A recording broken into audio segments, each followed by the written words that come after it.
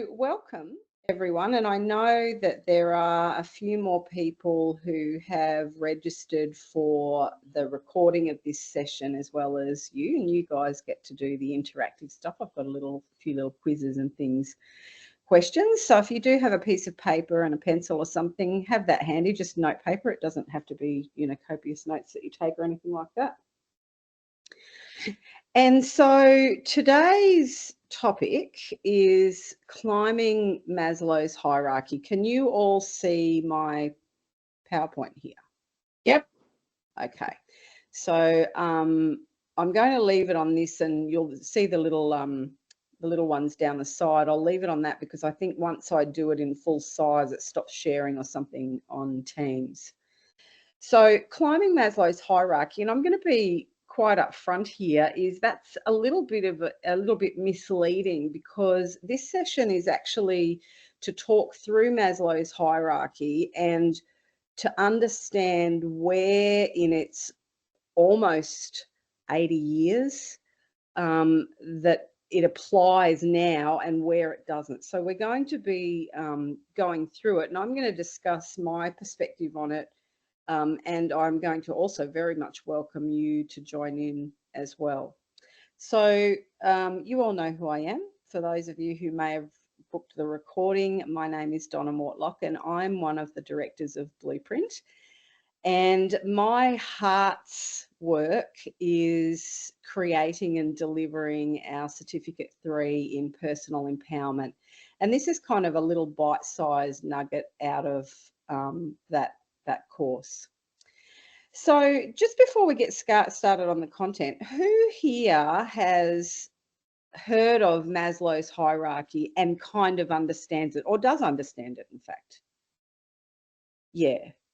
Britt, have you ever seen it? No. Okay, so it's a very teaching kind of a thing, because I remember learning it way back when I was in university about the hierarchy.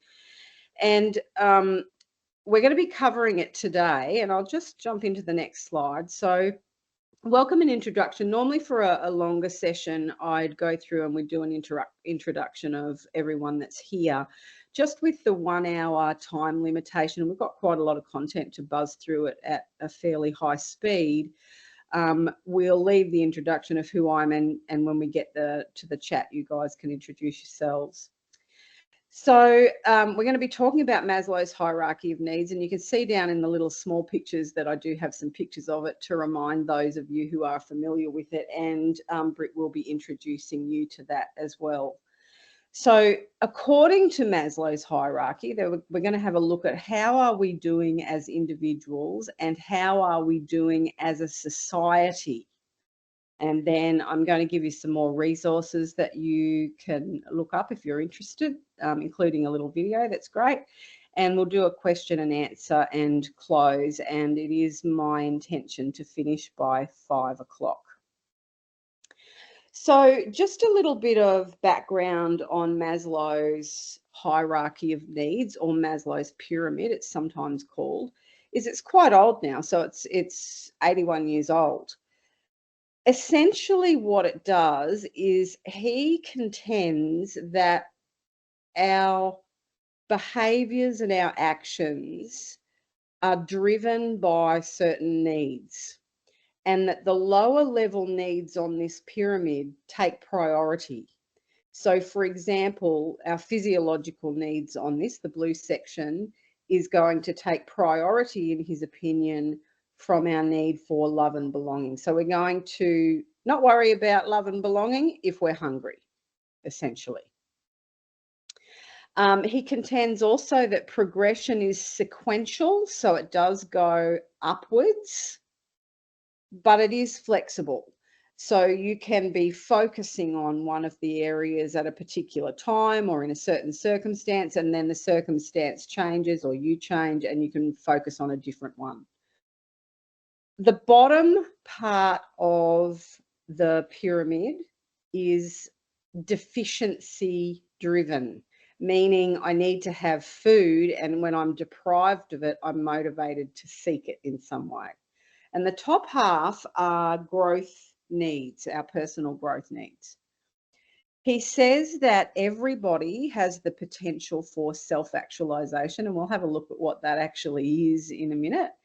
And he has a holistic view of motivations. So he doesn't contend that only one thing is going to motivate us to do certain things at any time. There can often be quite a diverse range of things that can influence how we behave and what we think.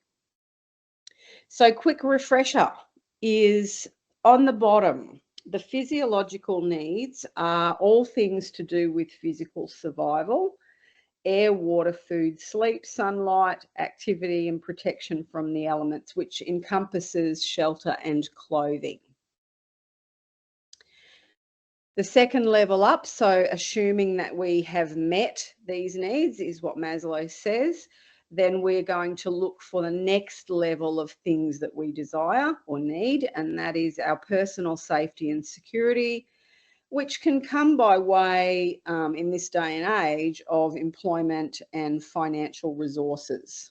And it can also be simple things like security systems on your home and so forth. Excuse me, it's very hot here. The third layer up is love and belonging. So our family, our friendships, sexual intimacy, being included and accepted by others in whichever groups that we choose to be in.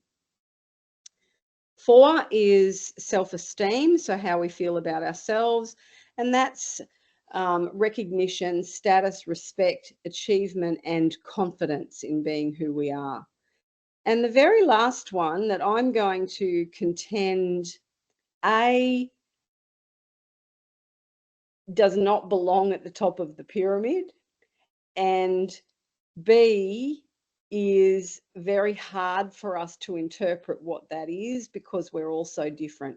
It's essentially about authenticity, our freedom, being empowered, being able to creatively express ourselves in the way that we choose. And it also encompasses morality and our humanity. And I remember when I first learned about this, it was like, okay, so the model kind of implies, if you like, that um, the desirable place to be is self-actualized, and monks on a hilltop in Tibet may be able to achieve that. But what about the rest of us fumbling around in real life? Does anyone have any comments on the pyramid as it is and how you learned it? I know, 5 of you actually addressed it yourself in your studies. Is that the way that you learnt Maslow's pyramid needs? Yeah. Yeah, pretty much. I learned it years ago when I was studying childcare. So that was big, learning all about the development and the age development and that. So it's pretty much exactly the same as when I learnt it back in the 90s. Yeah. Yeah. And they were using it in the 90s. There you go, Joe. And it's back in the 40s. This thing was actually built, right? Okay, so why am I questioning the pyramid? I'm going to go through a few things that I've considered on a societal level of how we have, and I'm going to use the word corrupted, that we instead of meeting our needs in a sequence, right? And number one, I don't believe that's how we do it in a sequence like that, although it does make intuitive sense that you would be looking for food before you looked for a hug, right? I don't believe that it is linear, and I also think that the self-actualization is woven throughout all of those things, right? I also think that as individuals, we and society as a general rule, we look at the needs, and the way that we have our needs met is a little bit toxic. So, and I'm quite open to debate and conversation about this, so please feel free to jump in with your comments and we'll just move along. So, in terms of where you are in your world now, where are you sitting? What needs are taking precedent for you at the moment? And is the progression really linear? And I've just said that I think that it is other than linear. The other thing, and I think anyone that's kind of over the age of 20 will say, you know, sometimes people confuse their needs with wants. So for those of us who have got a few digits on our life calendar, when I first bought a house, my first little house was a 3-bedroom, 1-bathroom, tiny little place. And I had 2 flatmates sharing with me in this tiny little place, because what I actually needed was a roof over my head. And now if you talk to people that are buying a house, even their first house, often that house is, oh no, it must have 2-car garage, 2-bathroom, 3-bedroom, preferably 4, right? So the belief system in what we need has actually shifted. I need the latest iPhone, for example. So, have we twisted the way in which we meet our needs? And I'm going to say yes. And the question then becomes, so how did we get it twisted, and what does it look like? So what I'm going to do is go through each of the levels one by one. We know what each intention is. And we're going to have a look at the ways that I've identified where you just go, huh? How can that work? So we'll start off with our physiological needs. We need air, food, water, etc., sleep, to keep our physical bodies alive. And yet we have polluted air and water. We live in air conditioning, we use chemical sprays, fossil fuels, we have fluoride in our drinking water, and we use the ocean as a tip. The food, did someone jump in then? No? The food that we're eating, and I'm making a sweeping statement here because I know many people are very focused on health. In fact, there's a big trend to do so. Generally speaking, though, if you look at the number of pop-up places that are fast foods, it will tell you that where there's these pop-up places, they're popping up because people are demanding it. They're thinking that they need it. And yet that nutrient degraded and mass produced food, whether it comes out of a fast food place or in fact out of our supermarkets now. So if you look at the size of a supermarket and compare which part of the supermarket is dedicated to fresh foods, so meat, fruit, vegetables, cheese, and which part is dedicated to foods that on the back of, you will know that they have lots of letters and numbers to say that they've got preservatives and additives. Physiologically, we've also got high levels of mental health that impact our well-being. We spend a huge amount of time indoors with artificial light and air conditioning. And shelter and clothing, as I mentioned before, gone from, you know, a simple house being something we needed to the expectation that we have something bigger and faster. Those things, shelter and clothing, have become status symbols and debt traps for people. Does anyone have any comments on that? Do you agree? Disagree? Does me pointing that out offend you? Talk to me. It's a bit scary when you read it like that in those words, Donna, isn't it? Like, it's a bit scary thinking like, wow, yeah, what Donna has just read out is very, very true. Yeah. So it's eye-opening. Well, this shift has happened so gradually, right? So, you know, I remember, and Kath, you'll remember this when I was a young teacher, and you were a young teacher also. I remember because I taught home ec, and I remember thinking, I'm never going to use those packet mixes, even things like Gravox, because I know how to make gravy from scratch and it tastes better. And so the availability of all those packet mixes, there were far, far less of them. They were kind of like a something that you bought because you're in a hurry when you weren't actually always in a hurry. And now it seems like we're in such a hurry that the supermarket shelves and the butchers even are filled with food that is pre-prepared in some way. And I doubt very much that that young people would know how to make gravy now. We've got ourselves all on a bit of a treadmill going round and round. Got to work to make money. Got to make money to. Got to make more money to. So it's a pretty serious rat wheel. Arlene.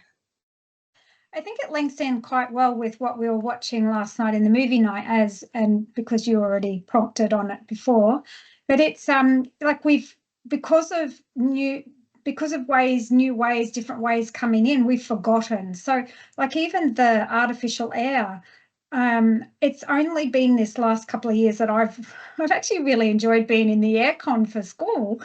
I'm indoors the entire day, and I've noticed during more days this year that I've really missed having real air and sunlight. And so, we become so accustomed to the change that we've forgotten how good fresh air really is and how healthy sunshine is. Yeah, absolutely. Because it is subtle, like we said, right? It's very subtle. So what I'm going to do is I'm going to ask you some questions, and there's 5 of them for psychological needs, and all you are going to do is to put a little tick if you say yes to any of these questions, and then we're going to get a number out of 5, and you're just going to toss it in the chat to say what your number was. Yeah. So the first one is, do you prioritize high-end or designer clothing over basic functional clothing needs? So, for instance, is there a brand that you aspire to? I've got a couple of people I know that will buy no other shoes but Jimmy Choos, for example, or whatever. Yeah. The second one, are you consuming processed foods and supplements instead of focusing on fresh, whole foods? So if I opened your cupboard, which would be fullest, your cupboard or your fridge? And what would I find in your rubbish bin? Do you spend most of your time indoors with artificial lighting instead of getting natural sunlight and fresh air?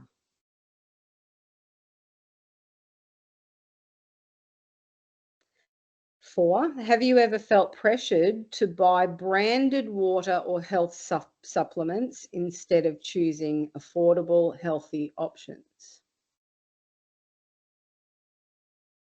Donna, the lighting one, if we're in a work environment and we have no choice, is... Look, it's nothing about choice with that. I understand what you're saying. So it's like, okay, well, I work, 4 days a week, 3 days a week, and 8 hours a day is going to be in lighting or whatever. You can replace the word with do you spend most to do you spend more time than is beneficial. Let's shift it to that. Yeah. And the last one for the physiological needs is, do you feel that your lifestyle choices prioritize convenience over truly meeting your body's basic needs, like regular sleep and nutritious meals?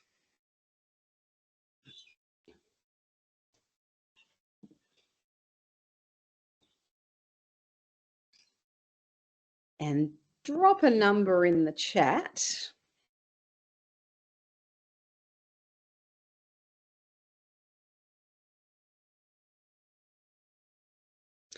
Now, there's no right or wrong answers. Obviously, the higher the number is there for you, the more the separation between your focus on your physical needs are. That's neither good nor bad. The reason I put the little questions in there is because we can look at this from a society perspective, right? And we can also ask ourselves a question that goes, oh, wait a minute, I'm really getting insufficient fresh air and light for myself. And like Kath, you may be in an office that's air conditioned and lit for so many hours a day. What it can do, though, is to help you refocus and say, you know what, for my own well-being, I'm going to go for a walk in the mornings now that the sun's up earlier and get the first thing, fresh air and the fresh sunlight. Excuse me, Donna. We're doing number of yeses or number of no's. Yeah. What is it? What are the numbers for? How many what? Yes or no's? The numbers are the ones that you said yes to. Okay. So do you prioritize high-end designer clothing over basic clothing? If you said yes, yeah, that'll be a number there. Awesome. Is there anyone who'd like to share, or actually what we'll do is we'll go through the others, and then if there's any in particular that you'd like to share about at the end, we'll have a talk about those. Yeah. Hi, Cassandra. Thank you for jumping on. Hi, I'm sorry I'm late. I couldn't, took me a while to get through, so sorry I missed the first part. Was Donna. it easy for you to jump in, or was there a problem with the logging in or something? I think it was a problem with the link, and it kept saying I had to update my Teams browser, and so I just kept clicking and going around and around, and I eventually got through. Yeah. Welcome, you're here now. Thanks. All right, so let's have a look at the next set of needs according to Maslow, and that's our safety and security needs. So on a societal level, here's what we're doing. We have an ongoing apprehension of fear or violence, wars, terrorism, and that's all perpetuated by the media. And we've got two going on at the moment, more than two, maybe even. So there's something going on in Israel, there's something going on in the Ukraine, you know, and we're reading and hearing all about it on the news. So there is an element of us that on a society level has some instability, let's say. We have poor preparation for natural disasters, floods, fires, pandemics, leaving people confused and destabilized. And I think in 2020, the COVID era, a couple of years, will support that people were very confused, very destabilized. We have increasing evidence of child trafficking, human slavery globally, including in the Western world. We have an ever-growing legislation load, regulations, rules, standards, and control in order to keep us safe, track us, keep central records, and force surveillance because we're not safe, according to our governments. And we have electronic money and an almost total reliance on banking for our security. Would you agree with all those, Jo? Are they as shocking as the others? Yeah. A little bit. Yeah. So a couple of questions for you again. Any that are a yes, you give yourself a number one. Do you rely on material possessions like owning a home or luxury items to feel safe and secure? What's your teddy bear? Number two, are you more focused on external security measures, for example, digital monitoring, rather than building internal resilience and preparedness?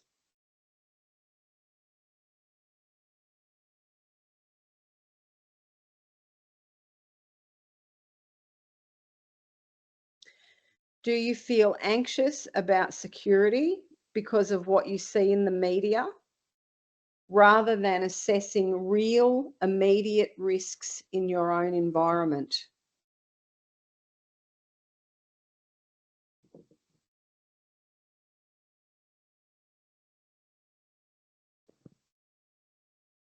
Number four, do you find yourself dependent on digital security, such as relying entirely on online banking and cashless systems?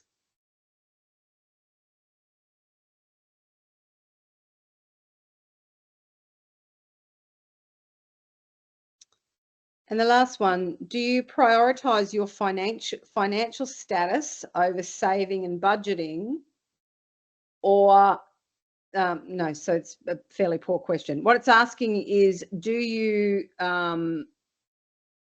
use your money to buy status symbols rather than safety requirements? And those safety requirements could be things like health insurance. Right. So an obvious example of that would be, okay, I'm going to spend $20,000 more on the house that I want because it's got the second bathroom. And the way that I'm going to pay for that is I'm going to cut my private health insurance. I've just got a quick thought about that one, the financial one, about so from my point of view, I'm saying no to that last question because I don't feel like that's me, but I know that it's my husband. So he would buy the new car instead of keeping the old one, and he's already looking at new houses for us instead of just being satisfied with what we've already got. But me, myself, I would rather have the money there for that security than spend the money on a new car. So I'm saying no, but I'm really conflicted because it's like our finances are together. So even though he's making those choices, it's not mine. Yeah, and so that's something obviously in your meeting your own needs through that hierarchy per se, Britt, you know, that your husband meets them in a different way, and it opens it up for having some interesting conversations, right? That you think differently about those things. And it may come a little bit more light, may get shone on this when we go to the self-esteem, love and belonging section. Yeah. Yeah. So Donna, what was the very first question again? Because I've said yes to that one, but I can't remember what I said yes to now. Do you rely on material possessions like owning a home or luxury items to feel safe and secure? Oh, okay. Thank you. That's an interesting question, because I think if you can afford your own home, you want to live in your own home because you feel safe there. Yeah. I would say yes for that. Yeah. Yeah, right. and so it's a little bit two-part. You may say, okay, yes to the home, no to the luxury items, right? And you'll know of Does a mobile phone count as a luxury item? Well, does it? Good question. I mean, it seems to have become a need now, right? Because our society's adjusted to it. You know, that people are on call and textable and something pretty much 24/7. Years ago, though, do you remember waiting at home for your friend to call? Right? Yeah. And then it got really advanced because then you had this little press button machine that you could get their messages. Now it's instant availability, and the way that we're living our lives causes us to believe that's a need. And my question is it really? Maybe. Okay, so just moving. I've got a fairly small screen, so I'm sort of jazzing around here so I can see everything. The third level up, is love and belonging. So what do we have as a society in terms of our focus on love and belonging? We have ever increasing breakdowns of the family unit, communities, and relational values. When I hear people say, are you married? And this is not to me, just in conversations, you know, are you married? Oh, your second husband. So your first husband was your practice husband. It's like, really? Is that a normal thing to kind of say?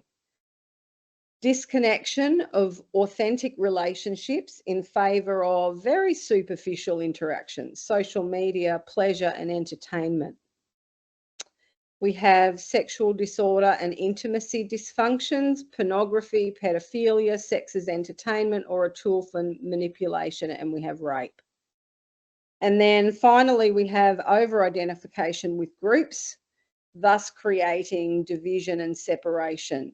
So nationalities, religions, gangs, sports teams, and bisexual preference. We have, you know, as soon as we get identified with a group, anyone who is outside that group, it's an us or them kind of scenario. comments?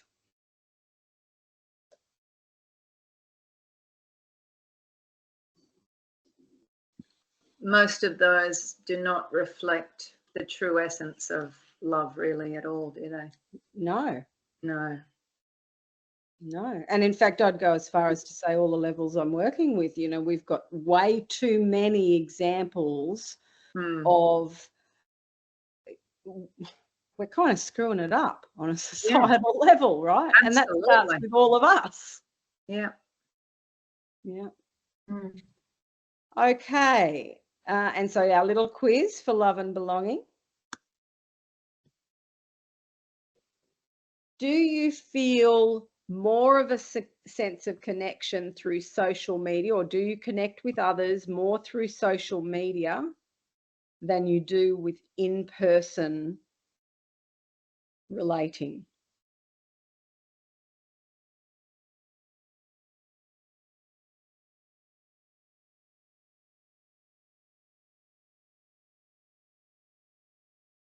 Are you more invested in superficial relationships or group identities, part of a team, part of a workforce, part of a family, part of a whatever, than in genuine one-on-one connections? And an interesting thing happened with me with this. I used to play softball, and there was quite a, and it was masters kind of, you know, older people softball. And there were quite a group of social, girls that I got on well with on my team, and then also on the other team that we played. The glue was the softball, though, and the culture that surrounded that activity, which meant you go and play together, and then you go and have a few drinks and, you know, whatever. When I stopped playing softball, those connections pretty much disappeared, because the glue was the activity that I was entertaining myself with, rather than the one-on-one or individual connections that would have sustained had they been made at that level. Next little question there. Do you find yourself prioritizing romantic relationships based on appearance or social status, or a must-have list than over genuine compatibility and shared values? So are we all in partnerships? I think we are. No? Some, Arlene, no? Yeah, okay. For me, I had a list. I had this crazy little list of what my Prince Charming needed to be. I've written it down. I've still got it, actually, because I actually laugh every time I open it up. This list of things that were really quite superficial about what I wanted. You know, everything from tall, well-educated, you know, whatever, rather than me looking for somebody who was my, let's say, energetic equal. And the last one, oh no, this is question 4. And here's one that, say it to yourself in your head as I say it, because it's one that if you're honest with it, it may sting a little. Do you avoid deeper emotional connections out of fear of vulnerability, and therefore rely on casual interactions instead? And the last one, are you likely to define your belonging by associating with certain brands, certain groups, or trends, instead of individuals who understand and support you? Now, in looking at that, and we're going to look at the self-esteem needs that's connected to that, but if you have a think about today's relatively young person, you know, teens, 20s, and you look at the motivation for them to be associated with certain trending brands and certain social groups and have a specific look, you'll see that that love and belonging for some people, in order to feel loved and belonging and self-esteem, means that they have to have things puffed up, lifted out, ironed, tightened, right? All right, moving along. Like I said, we've got a few things in here to go through. And the last one for, at least for the quiz, no, we'll do a quiz on the other one. Our self-esteem. As a society, we have the highest levels of mental health disorders in history, and they are climbing every year. Too many people report that they are not okay and pretend that they are. Soldier on. Competitiveness that results in people feeling good about themselves when they've won, which whatever the win is. They are tied to material possessions, label, clothing, high-end car, big house in the right suburb as a reflection of feeling good about themselves. Take those things away and suddenly they feel nothing and nobody. We have a pervasive media portrayal of unrealistic imagery, right? And we can thank all of those photo apps, you know, that can turn someone very ordinary into Miss Universe. We've got, you know, Facebook, everybody's posting on it, their happy family, perfect body, ideal partner, and whatever their definition of success. And the average person looks at that and thinks, well, they're doing great, and I don't feel very good about myself because I don't have a house or a car. And we have an explosion in the beauty industry to change, fix, upgrade, and improve, because we think that there is something wrong or broken with the way that we look.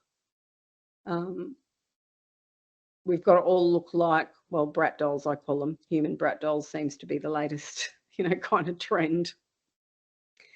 Ready for the quiz? Okay. Do you feel good about yourself when you're winning or outperforming others?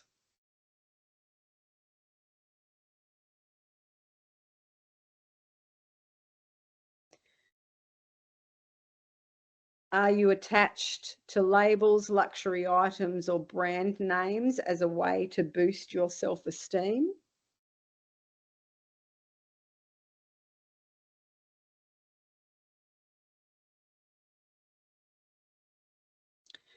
Do you, and I'm going to use the word seek validation. What I'm actually saying is, do you like it?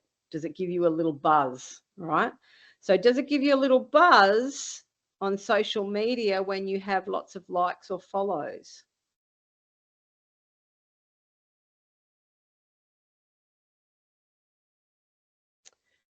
Are you constantly comparing yourself to whatever the media portrays of beauty, success, and happiness? Is that your benchmark?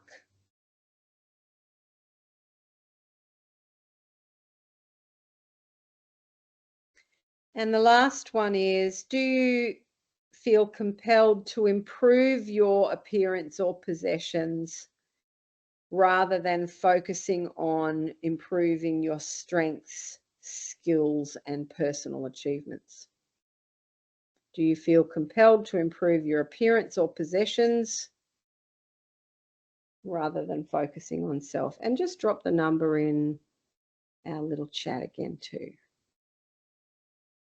It's actually interesting when I look at that list in particular, the self-esteem, it's, and you think about our young people today, that's where they're at, and that's their survival level. So although it's self-esteem, because it's the negative, it's actually very much the survival level. Yeah, it absolutely is. And we've taught this to them. But let's not try and jump out of the fire ourselves, because our young people got it from someone. And, you know, I look at, you know, this addiction. I hear a lot of people talking about young people are always on their phone. It's anything but just young people. It's people who are well into their 70s and 80s that are constantly attached to their phone, getting this kind of input. Yeah, it's even older people, because they are entertained by the things on the social media sometimes, I found. And then the young people are maybe more not controlled, but influenced more by it, I think. Oh, that's what I've observed. Yeah, well, they're still at a stage of knowing who they are, right? You know, developing. And so, yes, the influence is going to be very high on a young mind. It's quite high on someone who's older as well, you know, this shift. Great point, Miss Sandra. Okay, so the last one. Self-actualization. According to Maslow, he said that they are sequential, although there's some flexibility. So my question then is, by the time we've gotten through all of that junk, how are we ever going to get to self-actualization? And in actual fact, what is it? What does self-actualization mean to you?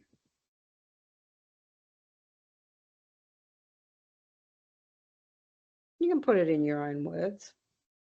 Oh, I'll say feeling healthy and having energy and feeling good about what you're doing in your life, or getting some satisfaction from something that you do that makes you feel good. Yeah. Okay. Others? For me, it's being who I am, my real me, without the masks and all the old beliefs from the past, or perhaps from myself, being my true me. Awesome. Yeah, I was similar. I was sort of thinking it's about my values and you know, who I want to be or who I choose to be and how I want to live my life is what I've always sort of looked at, that self-actualization. Yeah. Yeah. Okay.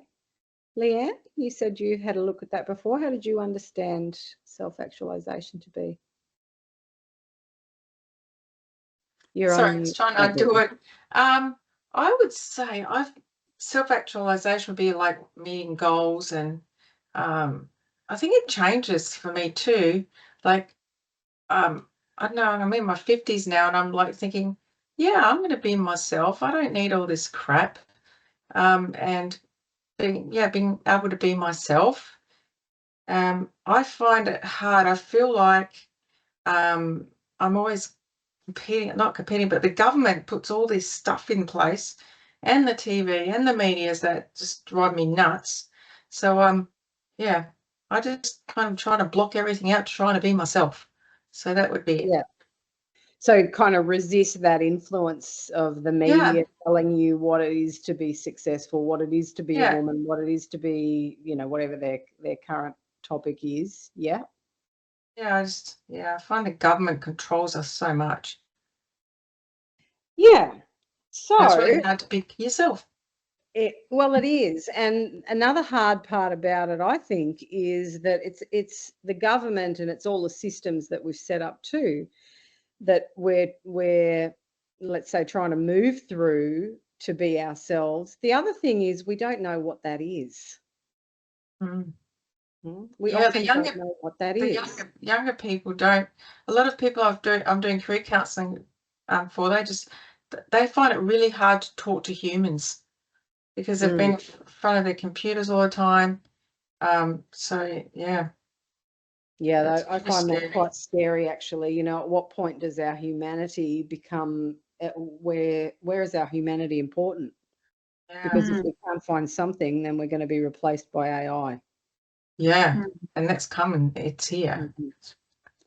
I've just put the little screen up to show you what Maslow said was self-actualization. And remember, he said that it was quite linear. So what he's basically saying is, while you're trying to get fed and stay safe in your little humpy, for example, you're not going to be concerned or driven by self-actualization.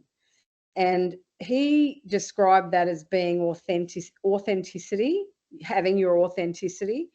And the concern with that is often we are so impressionable young that a lot of the beliefs and values that others around us have are imposed on us. We willingly accept them because we think that that's the right way to go about life. And so often authenticity, say be authentic, and someone will go, well, I don't even know what that is, right? I don't even know what that is. Maslow talks about having freedom, that you are empowered, creative expression, your morality and your humanity. And what I heard you say, Leanne, was that the government does take quite a lot, and other things take these things away too. For example, we don't have the freedom to jump on a flight and go overseas without a passport that's issued by the government. So one could say that that is, you know, limiting our freedom, and you can give all the sorts of reasons of why they do that, but it is a limitation. Mm-hmm. Sometimes we feel that we really have little power to control or to even contribute to the circumstances that are around us. And some of that can be to do, you know, with government, with systems, with rules and so forth. What is never taken from us, though, is our morality and our humanity. Nobody can ever take that unless we choose to give it up. And in actual fact, nobody can take any of these things unless we choose to give it up, except getting on a flight, obviously, to go overseas. So when you look at those words as the definition of self-actualization, can I demonstrate my humanity when I'm seeking food? Well, of course I can. Can I show a high level of morals or honor, integrity, for example, in my love relationships? Well, of course I can. So right at the beginning, I said that it is my contention that self-actualization is not the tip of the pyramid. It's actually woven through everything that we do. Because if we were to say that that's the way that it is, you know, I've got some friends all over the world, but Bali, and some of these people are far, you know, getting food for the week is a little hard, right? Their self-actualization, even though they're still dealing with those physiological levels at the bottom, they're dealing with those, their self-actualization in how they do that is higher than the average person in Western society.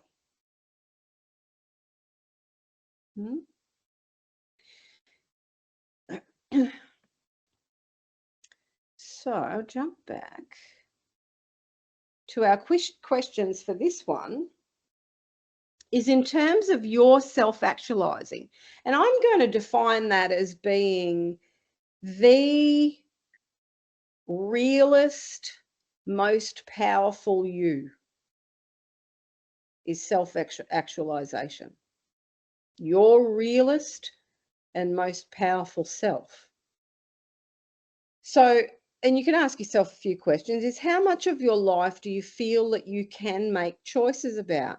And if you are saying, I can make very little choices about my life, why? Have you gotten yourself into a bind? And I'll just give you an example where I have no choice. I can't go and join softball because I can't pay the registration fees because I bought a house in the fanciest street with 2 bathrooms, right? So the lack of choice is based on the decisions that you make in other areas. So how much of your life can you make choices about? How many do you feel constricted and contracted by? Are you being your fullest potential right now? And if not, why not?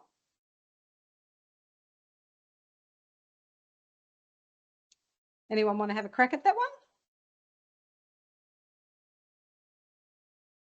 I will. I'm going to say no. And the reason that I'm not being the fullest potential that I can be right now is because I'm scared. Right? Scared to step out on the stage, if you like, and do this kind of work bigger. Right? I'm scared. So what's my choice? Run away from it or deal with my fear? Get a mentor. Get a mentor, baby. Well, I have those, Leanne. I don't think anyone should ever offer a mentoring actually without having one themselves. I think you need kind of fresh eyes at, the stuff that goes on in our world. Do you have situations and people that trigger you into uncontrollable emotional states?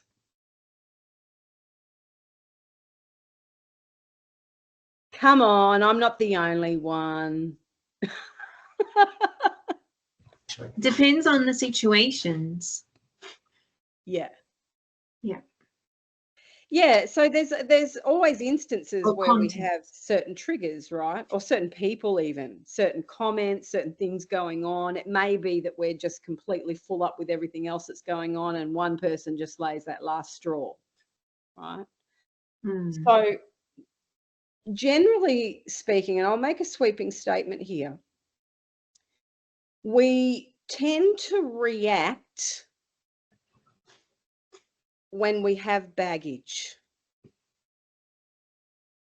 We tend to react when we've got a tight belief system that we feel is contradicted. We tend to react when we feel disrespected, even though that's a subjective thing.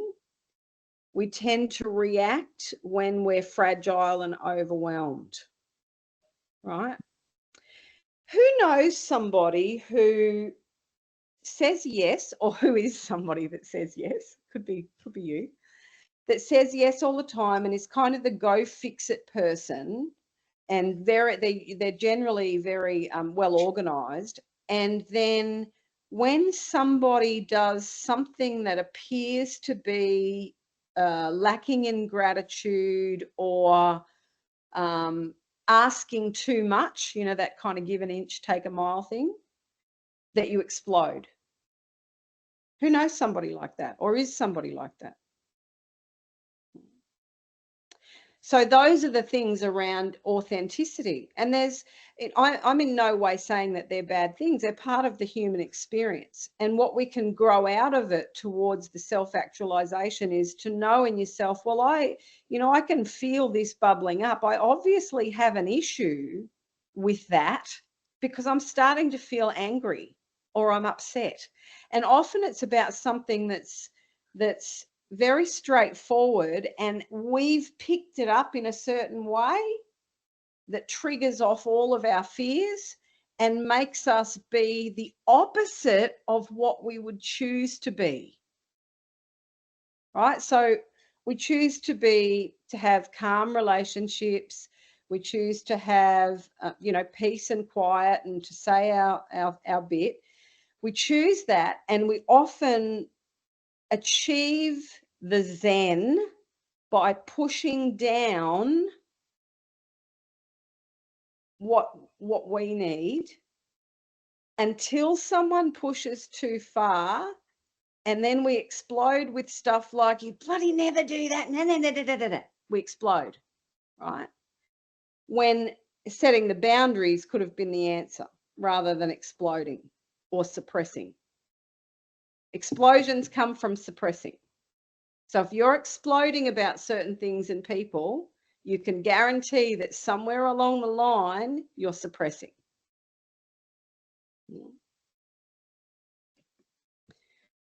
Okay, so questions, discussion, debate. So I made a bit of a contentious thing there in that I said I believe self-actualization is woven through, and it's all about us understanding why we do what we do, if doing what we do is in our best interests, best and highest interests, not whether it's right or wrong. Is it in our best and highest interest to do it? And if the answer is no, us having the capacity to look at ourselves and go, okay, I get triggered by that. It's repeated. I've seen it over the years. I see it in repeat. It's mine to work on.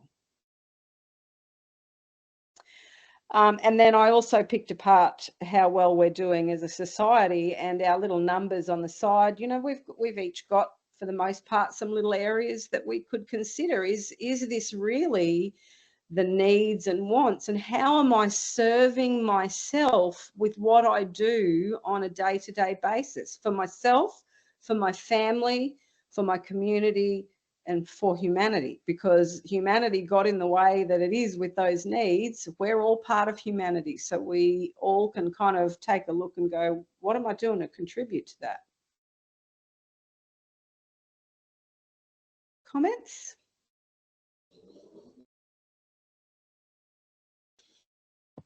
Some really good questions, Donna. That's my comment for the moment. Thank you.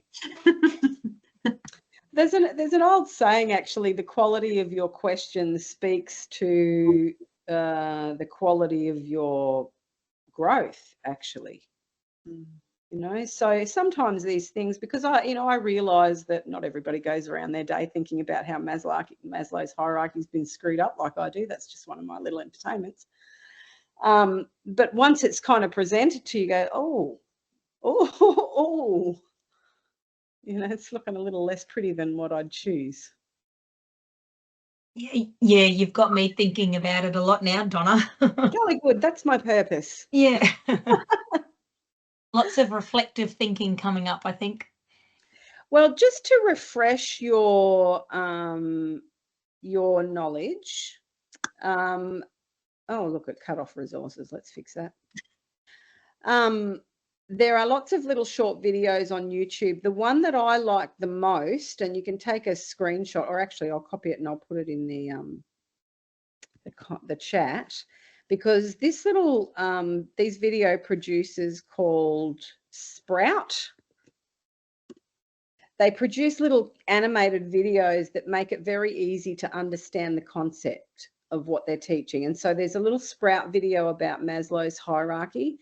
The other place that I like to look for resources, and this is for the teachers in the room, because often these are the sorts of things that you can watch a little 10 or 15-minute video on YouTube and it can generate some conversation. And particularly when you know that your students are moving through that hierarchy with all sorts of twisted ideas, you know, on how to have their needs met. So there's two. There's one called Sprout and there's another one called After School. And school is spelt SKOOL. You'll find some fantastic videos on there as well.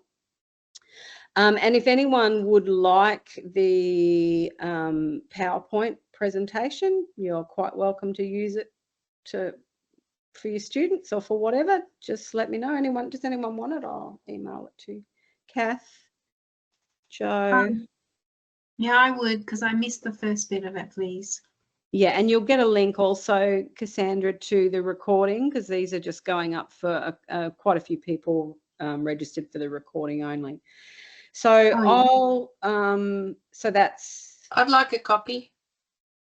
Guess what? How about I just email it to you all? I know, it's so clever. I'm going to use it. The other thing that I've got that I'm quite willing to share with you, and anyone who's done the Certificate 3 in Personal Empowerment will be aware of this. We have a little activity called the Shop.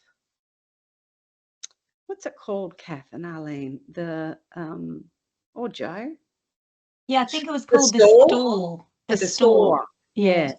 And what it is it asks people to choose things from a rack of in the shop, if you like, that helps you determine where on Maslow's hierarchy their focus is, like where they're more willing to give time, money, their energy. And so you can have a good discussion on how that might be similar. If you've got your class to do it, you can, you know, how it might be similar for some people and, you know, different for others. So I'm happy to send that out as well. And you'll also get the link to the recording to watch later on. Great, thank you. How fast did that go? These Yeah, 1 hour sweet. sessions are like, they're rapid fire. Yeah. All right. Well, thank you everyone for joining me for an hour, and I will send all of those resources out to you by definitely by the end of the week, probably before. And hopefully you can join again next month, first Monday of every month, 4 o'clock, Empower Hour. Thank you.